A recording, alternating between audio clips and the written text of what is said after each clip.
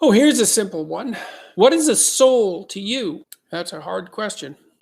The choices that you make day to day have this profound and lasting effect on the structure of reality, but I don't really see any way out of that conclusion.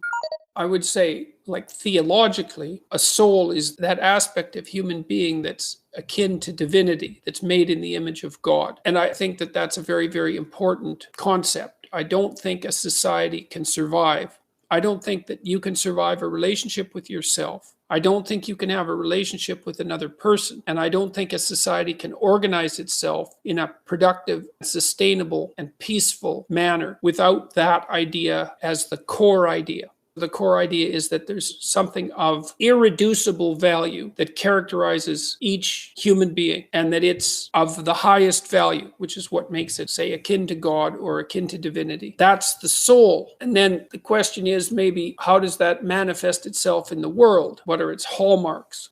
And I would say that that's very tightly associated with what modern people describe as consciousness. There's more to it than consciousness because it's also character, but I would say character is a manifestation of consciousness. What consciousness does, as far as I can tell, is confront unformed potential. This is partly why it's improper to think of people as deterministic. You're deterministic once you've established a habit and you've practiced something for a very long period of time. You become more deterministic in your actions because you're expert at reacting. And there's neurophysiological circuits that are laid down to facilitate your action under those conditions and to run with some degree of automaticity. But most of the time, much of the time, what you confront is the changing future, the future of potential. It's like a place of multiple pathways. And your consciousness is that part of you that confronts those multiple pathways and decides which one to walk down. It does so according to its ethic. You need a value hierarchy. It's inevitable that you have a value hierarchy and that you look at the world through it. It should be well structured. There should be something of divine importance at the top. I would say what should occupy the top position is the realization, for example, that each person is of divine value and that the most appropriate way of interacting with potential is by embodying and speaking the truth. In the choice between different ways of transforming the potential of the future into the actuality of the present. And it does that by making ethical decisions, by choosing between good and evil at each choice point. And to the degree that it chooses good, then it takes the raw potential of the future and it transforms it into the being of the present that is good. And to the degree that it does that in a manner that's evil and contaminated by malevolence and hatred and vengefulness, then it takes a pathway that corrupts the world and makes things worse. It's the soul that's doing that, and it's the soul that's responsible for that. And it's also that active part of the soul that's shaping the deeper soul in some sense, which would be something like the cumulative consequence of all those choices, something akin to what people more classically have referred to as character. I don't know what to say really about the metaphysics of the soul, except that it's very mysterious that we have this capacity for consciousness, which is completely beyond our current understanding. We have no good reductionist accounts of consciousness, except those put forward to deny the very existence of something like consciousness and free will. And the problem I have with those arguments is, well, the first thing is that you don't look deterministic until you've built habit sets. And that's a consequence of consciousness, because consciousness builds habit sets. And the second is that it doesn't seem to me possible to organize a relationship with yourself or an intimate partner or a family or a community without the concept of the divine value of the individual and the capacity of that divine spark to manifest itself in free will. I don't see how societies can organize themselves without those principles. And to me, that indicates that there's something about them that's profoundly true. Now, we all have our definitions of what constitutes sufficient proof for truth, but I think that's powerful. Those are two powerful arguments. It's hard to say what the soul means metaphysically, because beyond the confines of a single human being, we do have this sense that the soul can expand itself into something that's greater than it has been. It has this capacity for growth. And we do have this sense that the soul can expand itself to the point where it's enlightened, for lack of a better word, that it's working as efficiently as possible to transform everything that's unnecessarily painful and malevolent about the world into what's positive and good, and that it does that as a consequence of confronting the world with courage and truth. I think that's right, and I do think that that means that the soul participates in something eternal, which is the attempt of being itself to transform what's unnecessarily painful and malevolent into what's good, and that human beings actually do participate in that, and that that's part of the reason that our ancient tradition insists that we're made in the image of God. And I think that it's a mistake to underestimate the importance of that, because I don't think that you can live a life of sufficient profundity to protect yourself from being corrupted by suffering and malevolence without adopting a responsibility that's commensurate with that set of ideas. I think that you either orient yourself upward,